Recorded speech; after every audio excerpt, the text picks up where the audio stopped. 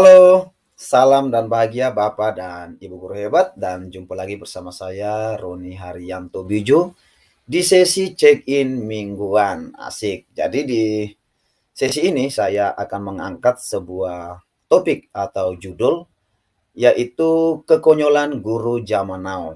Ya, jadi judul ini saya angkat berdasarkan refleksi sepekan saya. Di mana dalam sepekan ini kami telah melaksanakan ujian akhir sekolah bagi peserta didik, murid-murid kelas 6 SD. Dan sekarang kita sedang menghadapi proses pengolahan nilai atau pelaporan nilai terhadap ketuntasan belajar peserta didik.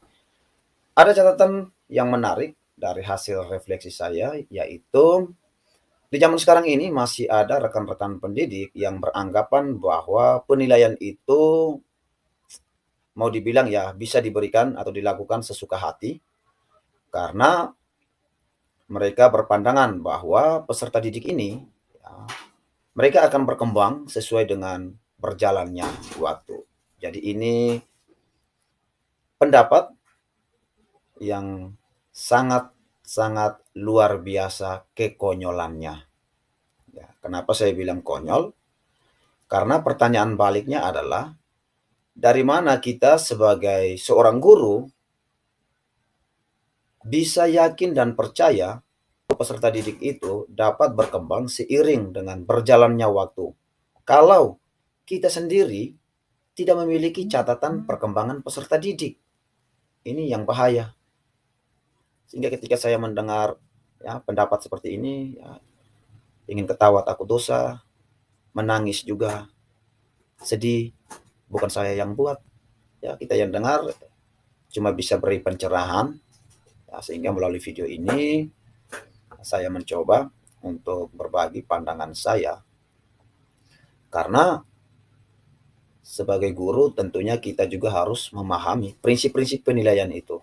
Ya, berkaitan dengan topik tadi, saya ingin mengangkat dua prinsip penilaian, yaitu objektif dan dapat dipertanggungjawabkan.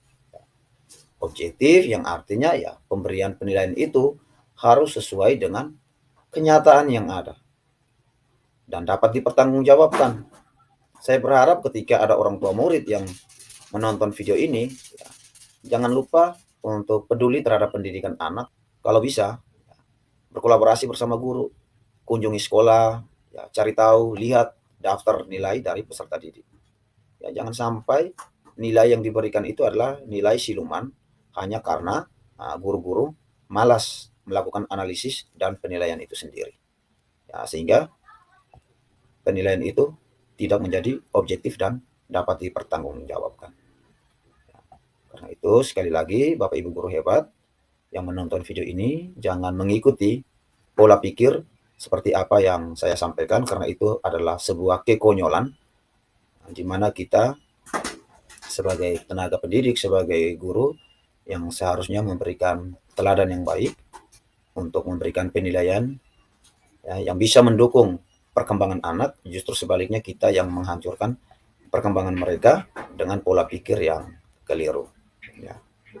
Tidak usah berpikir terlalu panjang ya, untuk meluluskan ya. Karena konteksnya ini adalah ujian akhir sekolah.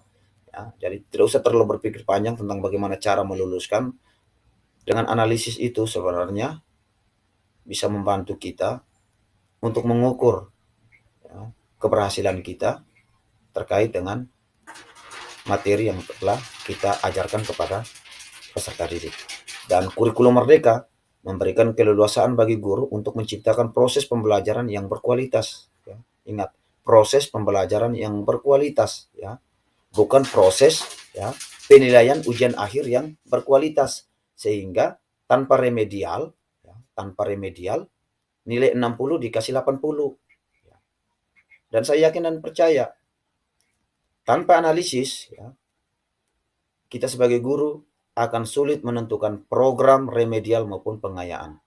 Karena bagaimana kita mau tahu kalau kita tidak melakukan analisis, kita tidak memeriksa soal mana yang benar, soal mana yang salah, berapa jumlah siswa yang salah, berapa jumlah siswa yang benar. Lalu kita melakukan remedial ini tidak efektif dan tidak efisien. Ya, itu adalah catatan refleksi saya selama sepekan, dan ini benar-benar konyol. Karena itu, jangan ditiru, tetaplah menjadi pribadi yang memberi teladan yang baik bagi sesama. Salam, Guru Pelosok.